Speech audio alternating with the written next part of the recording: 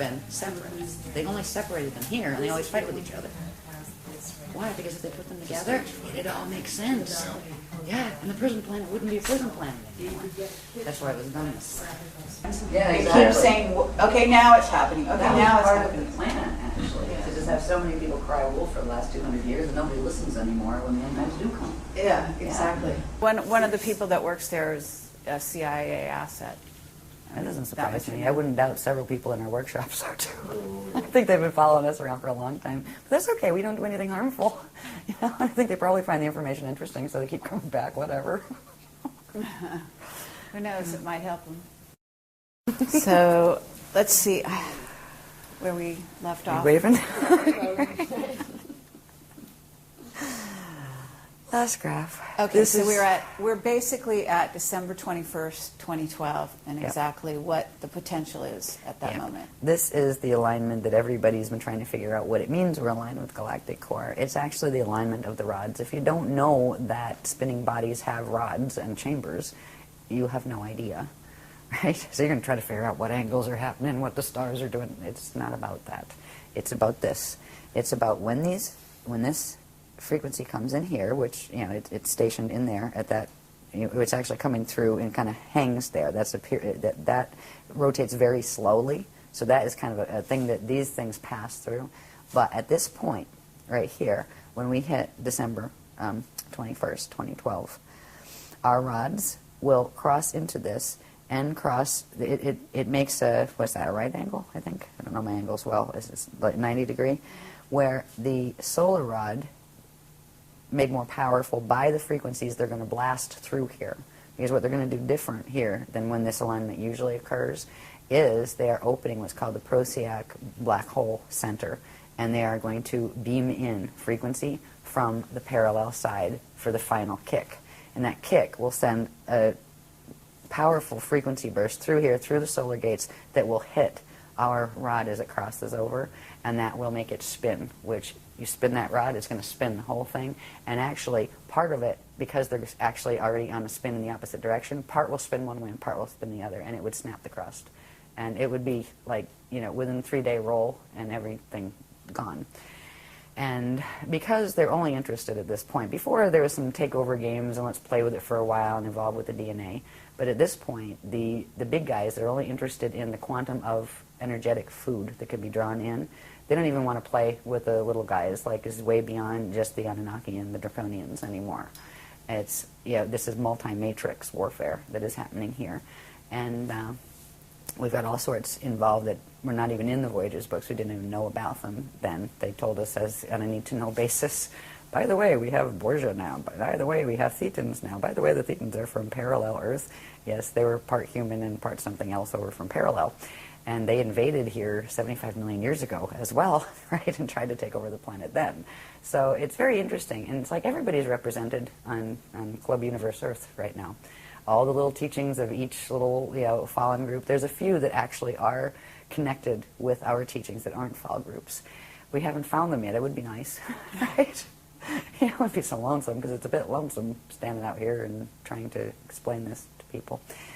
But we will get through this alignment, and we will be able to withstand that acceleration that's going to come through there. That acceleration would spin the rods, and it would also spin the rods fast enough to trigger the core to hit the 55 activation. And then once it hits 55 and does a full 55, it starts going where it eats the quantum behind it and starts expanding rapidly on the Fibonacci spiral, and just literally torques where it spins faster and faster and pulls the two of those together. It literally pulls them into the sun and then pulls the sun into the other thing. It takes the whole system out.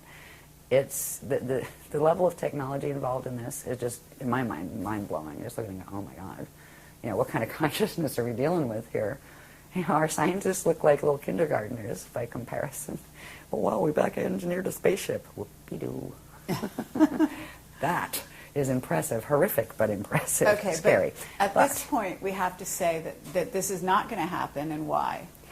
It's not going to happen because of what the Guardian groups are doing to intervene. If it weren't for the intervention of the Messianic groups that are the ones from the Aquarian matrix that are already the Adashi Adepts that have gone through the Christ, transfiguration, there would not be enough quantum energy to hold the grid stable here to stop this for even 200 years.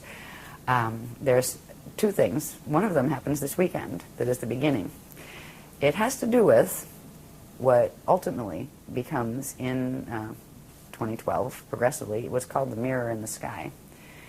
We talked about the planes of Earth, right? We showed those maps a bit where it showed from the core going up. There are the different plane interfaces. We showed that there were aurora platforms in between there. They are progressively being activated, and another level of activation is coming through this weekend, that they will create literally a buffer field that will bounce back some of that. It will literally bounce back some of that energy, which is going to be interesting for those on the other end who are throwing it, because it will bounce it back with probably, what? Minimum 12% spin increase. Okay, 12 times at least the strength that was thrown. Some of it will get through, but not enough to rip the rods and make them spin, and not enough to fulfill the 55 activation. Now, that protection can hold only as long as the gates are open. Because of what the galactic gates are doing in this, what is called a starfire ascension cycle. The whole thing is called starfire ascension, and that's the Christ star evolutionary process. Those gates have to close in 200 years, which means those big energy arms that are coming down from that matrix that right now are holding Earth's core open so these gates can still work, are going to be pulled back. When that happens, all of this is going to let loose. That Merkaba is going to, the Death Star will activate. But there's going to be something that happens not too long after that. That's going to happen in 2230 AD. In 2976, there's going to be things that the others have caused to occur in the core that actually the Earth is going to choose the path of Kali-Ramus step back, and it's going to explode. And that will release. It's kind of like being cremated as opposed to being buried, right? You can be buried in a black hole and be used and used and used while your body is still around, but if you want your spirit free, you can either do the ascension or do the step back, and the Earth is choosing the step back. So there's going to be periods after this host leaves that I'm wondering personally how many are even going to be left by that time on this planet, because there's still the issue of the sun, and it is still going to start throwing larger gamma bursts, and there's going to be a point where that does become a problem. And a good case scenario, when it starts to do that, I mean, at first you'll start having the satellites are acting wacky, then you'll start having stranger things happening.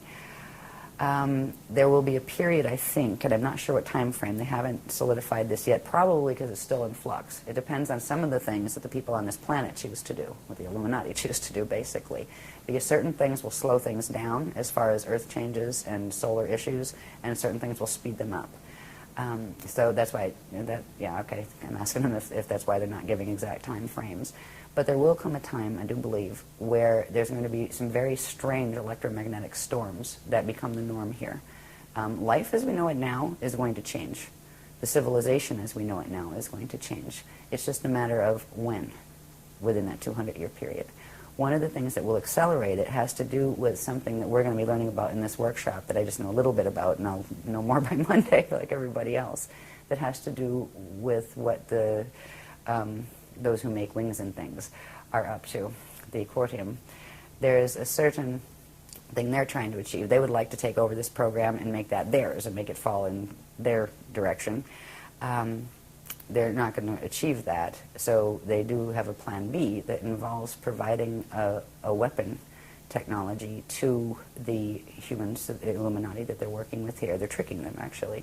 That has to do with some kind of electromagnetic scalar pulse, infrasound type pulse, that they're supposedly giving it to one group. They didn't say which groups they're going to give it to. They give it to one group so they can throw it at their enemies and wipe out a big portion of their enemy's population. Except it ricochets back, and it's going to do both. And the Quartium are going to go, get rid of the bunch of you, right? That kind of thing.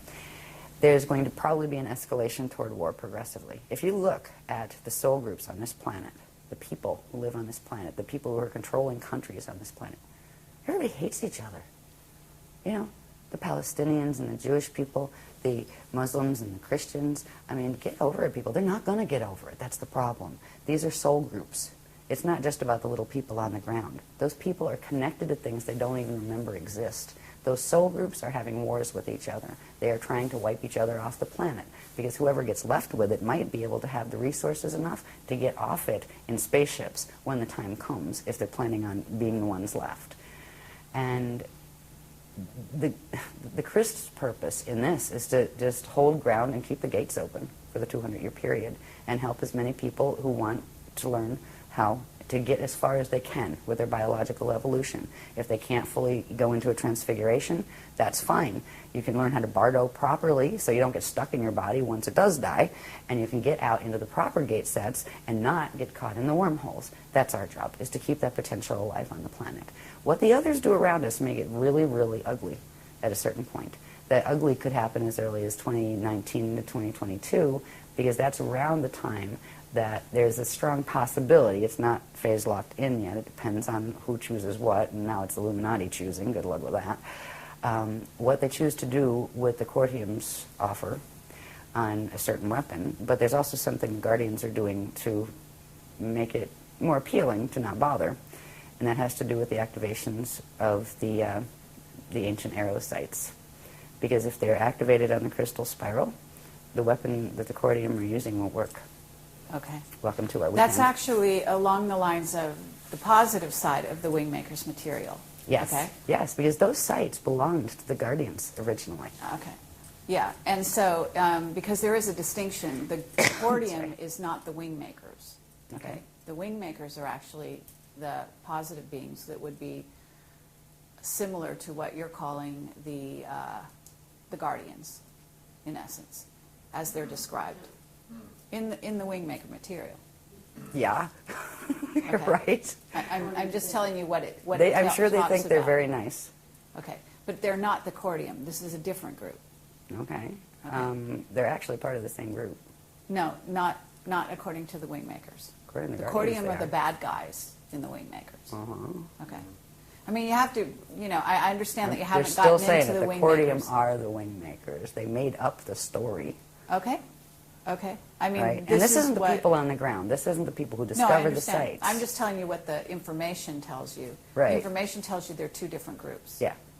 That the Wingmakers were the original guys that came from Source, and the Cortium are the ones that have what's called blank slate technology. Yes, the That's beast. what they call it. Yeah, the beast. Okay. Hmm. This is the blank slate technology, Yes. by the way. And it's not just theirs. Everybody's fighting over it that has it. But they are actually the same race group, Okay. is what the Guardians are saying. Because I didn't know anything about the Wingmakers. And they start, they put this thing in voice, who are the Wingmakers? And they say, go look it up. Right? And they just, what? Oh, whatever. And it never came up again. But now it is, because we're getting to 2011 when they're going to try their thing. But their thing isn't going to work. Right. Because we're going to activate. See, the Cortium and their Wingmaker friends, relatives, actually know that there are more than 7 sites. There are 7 they managed to conquer. So they're the 7 they're trying to look for and they're trying to activate. The Guardians know, because they were the Guardian sites to begin with, and they are somehow connected to those spanner gates, but I'm not sure how yet. We'll find out more over the weekend.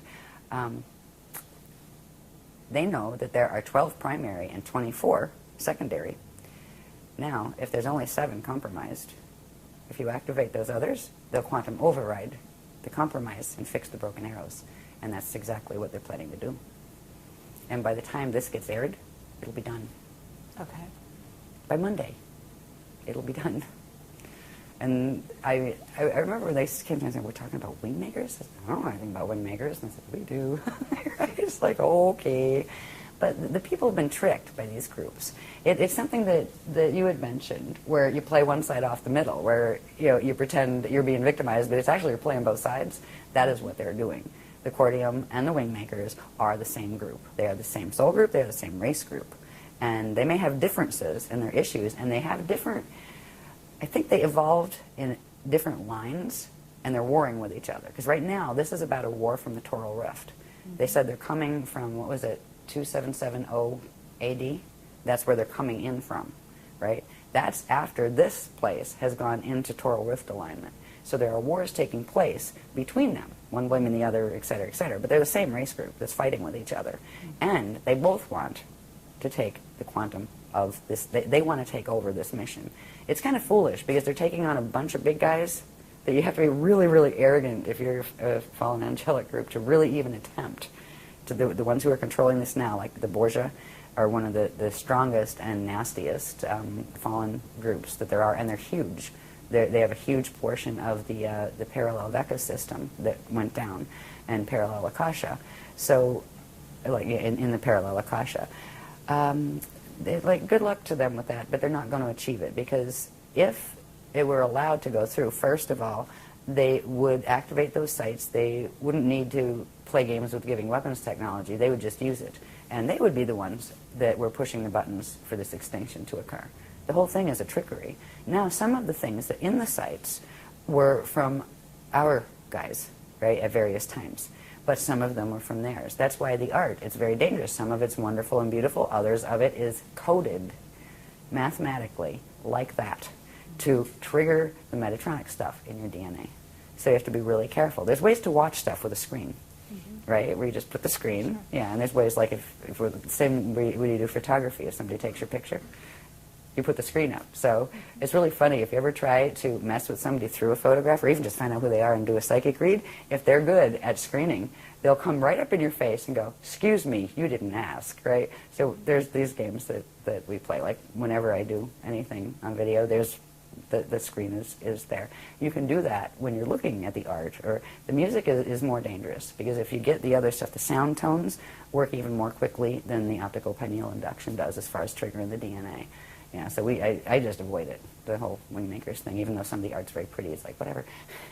So anyway, but whatever their story is, I'm not here to tell their story. I'm here to tell the story that the Guardians are explaining to me about them. Because there's a lot of beings out there that are actually have done some really horrible things and then blame it on that one and pretend they're the good guys. This is like, you know, the old sleight of hand that has been going on. Is part of the reason why it got this bad in Atlantis and worse, because of the trickery that was going on. So we just I kind of feel like a cosmic news reporter sometimes. And it's like people don't always want to hear the news. And I trust my sources, and I will just let people know what my sources have said. And they can do what they want with that. You know, they don't have to agree, and that's okay. But that's what I understand about the Wingmakers, and I will believe what the Guardians tell me, because they have showed amazing things in the knowledge that they have provided. I have never seen anything stand up to this paradigm that they've showed, and there's a reason, because it's the real thing. You know, I mean, I look at it and go, oh my God, you know, and then I kind of go, how did I survive doing all those graphs, right? And I wonder sometimes, because I just like focus on the moment and have to get done whatever it is for this thing and this thing. But this is the first time we've actually got to like just kind of and look back and say, wow, look at all of this information. You know, that's one of the things that helps to keep me going with it, because it wasn't fun having to, you know, be Metatron's whistleblower. That's not the role I wanted to play. But when they showed the mechanics and showed how people were being hurt and how they were hurting the planet and they were being tricked, what was I going to do? Say, oh, I'm too scared to go and talk about it? The New Age people aren't going to like me? Too bad. I'm not here to be liked. I'm here to tell the truth. And that's kind of where it's at. But there's a lot of hopeful things to look for. We're in a calm before the storm right now. And one of the most important things is to move through the 2012 period where we do have enough quantum of energy of anchoring that crystal spiral. There shouldn't be a problem with it, even if there's only 3 of us left standing on a beach somewhere doing it. But the more people involved with that, the better that would be for them as well as for us. Now, these activations of the crystal spiral will happen even if there is only one guardian left on the planet to anchor it. The more people there are, the stronger it'll be. But the people who actually do anchor it before that 55 hits will have a protection field that people who do these technologies after, they'll still get some protection field from it. But if you can get the DNA protection before that 55 hits, it will be much easier and you will have much less problem with the 55 activations than if you discovered this in 2013. You can still use it in 2013, but you will still be working with a DNA code that has been dragged into a 55 and holding. And that means right there, biological ascension is out of the question, completely. All right, that's where you work on Bardo. Okay, the next thing you can do to evolve, to your next highest level would be to work on a proper Bardo when the time comes, which means keep your body alive as long as possible, bring as much as Christic frequency in as you can, and when it reaches its natural death point, which usually comes when the seed atom is about to burn out, right? Because it doesn't have enough quantum coming in from the amount of inflow, and it gets tired, and that's what actually causes natural death. When death isn't natural, but on a Metatronic code, that's what causes it. So, people are welcome to join us with this. We're going to be doing something that night of the solstice. I'm not sure what it is yet. I think we're booked here, though, aren't we? No? We're booked somewhere. Yeah. But we don't know what we're doing yet, but we just know we have to be there. Mm-hmm. Yeah. And, well, for a long time, the guardians have told me, like when I'm walking into a lecture, don't know what I'm speaking about yet. And they're like, in the elevator going up and the room is right there as soon as the door opens, and I have a napkin and a pen. And they're going, here you go. They're going, just show up and take it from there. We'll be there with you. And that is how I've survived the last 10 years of this wacky way of bringing amazing information to the planet. It's not been easy on this side, but I am in love with this material. There's no church out there, there's no science out there that can touch the unified church and science put together, religion and science, spirit and science put together, that is in here. And that's why we do what we do, and we love this planet too. And so it's kind of where we're at. Any other question areas you want to go into? Okay, that's lovely, and I think that's a wonderful sort of place to end, or at least close this for now. But I do have a few questions just in general, and we could probably skip over them pretty quickly. Okay. So I think that some people are going to be wondering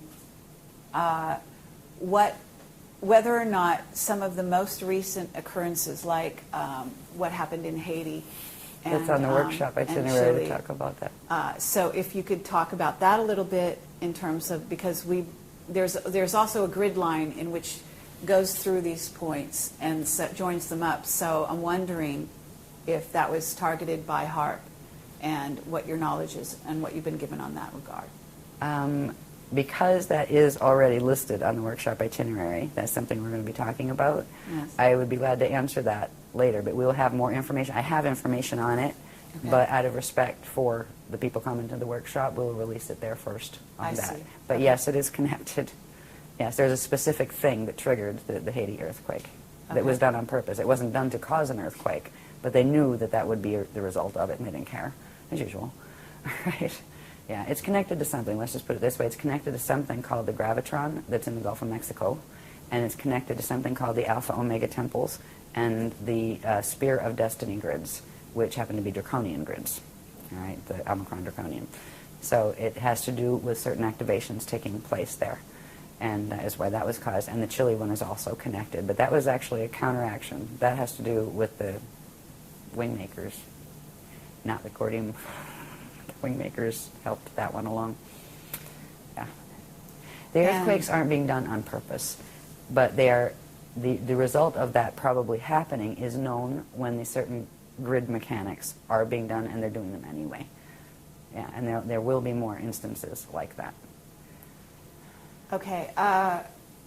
Also, in terms of, there are a lot of people, including the governments, secret governments of countries, building huge underground bases at this time. And what is your take on what's going to happen in regard to those bases and so on?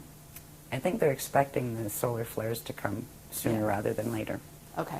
And there is a very distinct possibility that we will all see an end similar to the Knowing movie. Okay. Hopefully later rather than sooner. Meaning, because certainly you're not talking about you're talking after 2019, I'm assuming. Probably. Mm-hmm.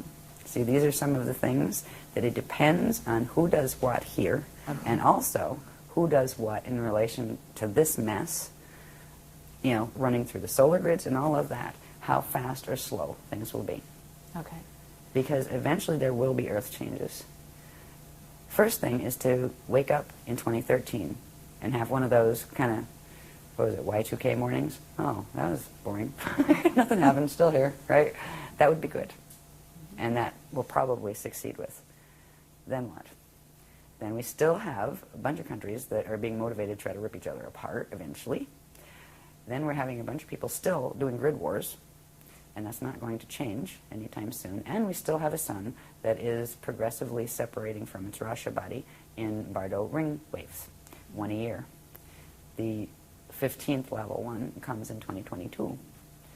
There's also something that the Guardians have been doing, and we started this a while back when we found out, about the solar issue. Is there's something called the aquiline sun buffer field that again has to do with the planes that run through the Earth's atmosphere and also through the solar atmosphere, because the sun has a similar structure. All stellar bodies would have that similar structure of the 4 sets of 15 layers, right? And that means it would still have those places where the aurora continuum could come through. Right now, the reason we haven't seen any solar issues of a major sort happening is because of that buffer field. The Guardians put it up as soon as that prana seed closed, because usually it sends each one of those waves that come off when the dark matter body separates from the physical matter body, releases a gamma burst, and that will usually send an EMP out, electromagnetic pulse. What do they call those really big ones? Those big pulses. There's a name for them. No, the CMEs. Yes, Yeah. CME. Yeah, would usually do that. In those, there would be something called a red pulse, which is an underpulse that comes with it that actually shatters matter from the inside out. That would have started on a small level already if it weren't for the buffer field that was activated. They call it the aquiline sun because if you could see it, if you see it in the astro, it looks like a glowing aqua-colored sun. It's very pretty. But it's also been keeping the gamma burst down and actually transmuting them before they come out. How long that will hold, it may hold the whole time. If not, there may be some moments where it comes out. If it's going to go into a knowing scenario, like the knowing movie, they will let us know, and there will be certain things that can be done and certain things that can't be done. If it goes that, there's always the option of what they call pulling the shield, which means the Aquafarian shield, the people who are attached to the crystal spiral, they can get them up and out, while it's still possible. And if their bodies can't, they would simply bring them through the gates. And, that's a really good way if you want to Bardo really fast, is to just go through a Stargate when your DNA can't handle it yet. Just inhale and hold. So when you go, all of your little pieces of consciousness stay together and you don't go all over the universe. It shouldn't come to that. We will be warned if it will. But that is a possibility out there, but it's most likely a later one rather than a sooner one. The most pressing issues now are going to be what humans and Illuminati do on this planet. There's a slight possibility of invasion from the sky. It's not as strong as it has been in other periods, because there's not a lot that would be gained by it right now from any of the sides. But that may change. We'll see where they go with that, and that's something that the Guardians are watching. They're also planning, the Guardians are planning their own visitation, but they're not going to use spaceships. What they're going to do are activate these particular zones that can be opened between those planes, where there will be spaces where the higher Earth planes and these Earth planes actually commingle. And they can come here and meet us halfway, and we can go there and meet them halfway. So they're going to start, and then eventually, once we get that far, the next stage will we be able to go over to that side, the first level out of here, which is going to higher Earth, all right, which is the higher Earth planes. And they will look physical. Once you get your consciousness one dimension above where their matter is, it is physical, it is solid. So that's what we're working on now, the next phase. And so that's what it kind of looks like right now. And it's just, I find myself, like, how I deal with this, how I deal with the information that they've given me, and okay, what are we looking at here? And it's like, well, it could go this way, or it could go that way. We definitely know this part's happening, that's phase locked, but these things are still variables.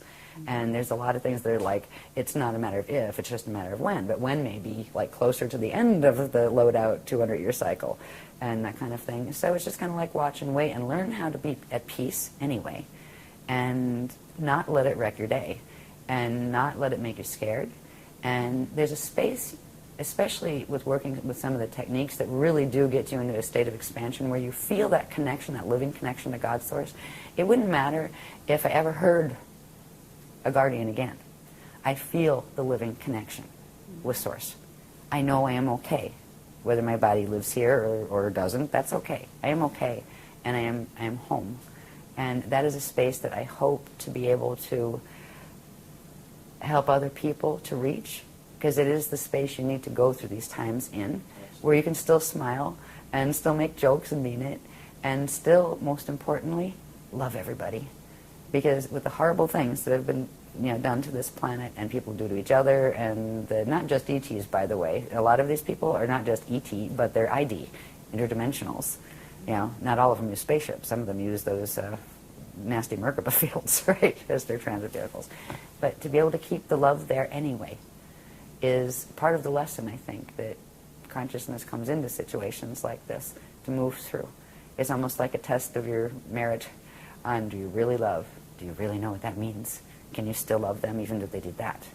Can you still not be afraid even though you know this is occurring? And it tests you, because we're dealing with these little emotional bodies down here that go, ah! I'm scared. But I'm going to be tough anyway. I believe in the Christ. And the one nice thing is, there is only one set of rules that does apply in the eternal cosmos. And they are the rules of the Christ. The only people that haven't learned that yet are the ones that still play the FA games, the fallen angelic games. Because all they will eventually do is meet the consequence of their action. And the people who don't allow themselves to be lowered to that level of action and keep their truth and keep their love and all of those things, they will also be met with the consequence of that. It's about not letting yourself be worn down by those who act in unkind or evil even ways around you. Evil eventually destroys itself. This too shall pass. But the eternal is just that, eternal. It's a no-brainer as far as I'm concerned. Anyway. Okay, thank you very much, Ashayana Deane. Thank you. And I'm just going to ask one more question, and we'll see, because that was a lovely ending. But I do want to ask you, just in case, there are a lot of people out there who think that they're going to be rescued by spaceships, by positive beings in spaceships, in and around 2012, after 2012, and so on. Can you please address that? Let's put it this way. There's none of those lined up in the port and any of the Guardian sites. It is a possibility, if things are going to go bad, that some of the other ones from the fallen matrices will come and get what they consider their own seed in order to transport it elsewhere in the fall systems. It's a possibility. But even if you're in that position, I wouldn't hold my breath. Okay. These beings were planning to move those rods and have it all over while they were telling people that, oh, 2012 is going to be your ascension. It was going to be your annihilation. If they did come in, I'd really think twice before I got on that ship. So that's our opinion on it. Thank you. You're welcome. Thank you for your patience with this, for letting the Guardians speak about what they felt was important. Thank you very much. Absolutely.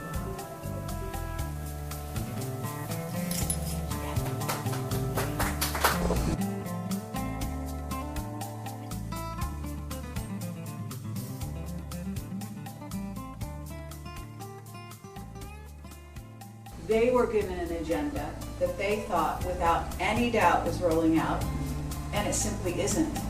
And those people weren't lying to us. I mean, they were convinced and they believed it, and they were leading their lives accordingly. And they still are. A lot of them are still with that agenda. They're building their underground bases. They're going through all the motions. They fully expect, And we have one witness who he keeps being told every, year or 6 months or something, this is it, And I mean, so it's sad for them in a way, because even if they were well-meaning initially, they're telling us what was supposed to happen with conviction. It doesn't happen, and then it's like the kind of calling, wolf too many times. Yeah, they exactly. keep saying, okay, now it's happening. Okay, that now was it's part happening. of the plan, actually, to just have so many people cry wolf for the last 200 years, and nobody listens anymore when the end times do come. Yeah, exactly. Yeah. So that's where this interview comes in and is fascinating because one of the things that I've noticed is, you have a churning, very difficult to get new material into that mix. And I'm sure that that's part of the program, which has to do with, the Earth being surrounded by those levels. But in my view, you were bringing new material. This is new material. This is fresh. And it just doesn't seem to be seeded out there in other places, and so, and I find that stunning, actually, you don't expect to find one place and one piece of, group of information that would only exist one place on the Earth. Usually there's a duplication somewhere, but I'm not seeing it, so, At this point, we'd be thrilled to find another. Yeah. Exactly. So I mean, it's like, and it's the same with science. It's just like earthly science is so caught in this web of it's just a total repetition loop. and and even the free energy group is having a problem. I mean, getting new information and new material into this planet seems to be a real problem. It's not easy. And so that's part of what it actually causes physical pain to bring that fresh line in. Yeah. Because the body is still holding, and the dimensional body structures are still holding the mutation of the planetary grids. So that information has to force itself through, and you get everything from extreme bone pain and joint pain. Yeah. So sometimes when it comes in, if a really heavy, fast line comes in, instant nausea and just heat flash. Except what's really funny is that the men get the heat flashes too. So it's not just female menopause. Yeah, I know. Menopause. We have menopause, and children menopause because even the younger ones get it. Yeah. Yeah. So it is there. Yeah. In the beginning time, it was hilarious. Just like, well, I'm glad I have front teeth because the back ones just kept shattering. Yeah, just from the amount of frequency coming. Yeah. Incredible. Through. Yeah. Fun salad. It's good. Yeah, I mean, I've had that very much anymore.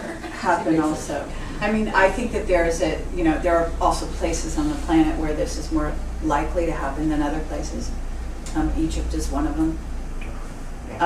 Some of the worst grids. Yeah, but very powerful. I mean, certain places are very powerful, and you can really.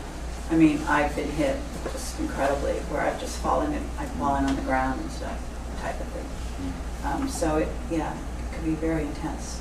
We had one of those in England when I first went over, before we were married, when we went over for the first time to the workshops over there. I think it was the second one. And I got hit so bad while I was on stage. Yeah, and literally I was like shaking. I had to call break, and we were told by the guardians to go home now, cancel the other 5, just go. Yeah. Right, and get on safe roads. And that was when they wrote the Treaty of Altair in 2000. And all of a sudden the grids weren't safe over there anymore where they had us. So it's a really nasty game, but you gotta maintain a sense of humor. Yeah, I actually think that's really important too. I think some people don't appreciate that, but you really get grouchy about it, No, and I noticed that right away when I was watching your videos. I was like, oh my God, thank God this woman has, a sense of humor. Because your sense of humor was obvious, on stage. It was, that you had sort of a lighthearted ability to laugh at yourself and what was going on. I refuse to let someone take that away from me. That's something that's really important, because if you let it get to you, it won. Right? Seriously. I can go through my bitchy modes. Get grumpy and grouchy and hypersensitive to sound and light and the whole bit. It's like, turn the TV on tonight and don't go. Right? Yeah, exactly. Moments. No, I mean, when the frequency is really running high, but to let it move me into depression or anger, it's like, okay, I can let a little wave of anger, darn it, they ever should just stop doing that stuff, but they're not gonna stop it. So get over it, right? It's a good day anyway. Yeah, and that's true. If I can hold that in myself, I can transmit it in just in my delivery and just in meeting people at all, and maybe that would give them enough frequency boost so they can do that too. That's right. Yeah, because if not, it just gets. So you can rise above and experience that space. It's easier said than done, but it's important to remember that we should be capable of influencing perspective, if not context. And we can always choose to adjust our perspective. Exactly. If we're worn That's out, key. it's not easy. Yeah. But there are moments when you can do that. And you can still come up and see it really the way it is. And be wry, at the very least, wry in your humour. Yeah. You know, we each have our own way of being that way. I don't think there's a common way of being, but there is a common desire or a common need to recognize the importance of that. Always. Yeah. I mean, hence the arts and drama and all of it, you know. This just can be great release valves for what's going on and keeping people in a balanced state of being in the face of some pretty heavy-duty odds. Absolutely.